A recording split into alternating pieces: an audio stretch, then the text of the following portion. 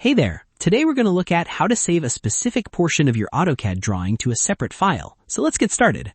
First, draw a closed object around the specific portion of your design that you want to save.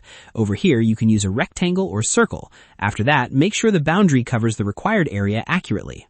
Over here, zoom in as much as possible, then make sure your boundary shape is precise, because this will determine exactly what part of the drawing gets saved. After that, type X trim in the command line, then press enter. Over here, select the boundary object you created and remove everything outside the selected area. Over here, once only the required portion remains, type W in the command line, then press enter to activate the right block command. After that, select the area inside your boundary, then click and drag to select the entities, or use the selection option to capture everything inside the space. Over here, enter a file name for the new block file. After that, choose the destination folder, then save the file in your preferred location. And that wraps it up. Appreciate you watching. See you in the next.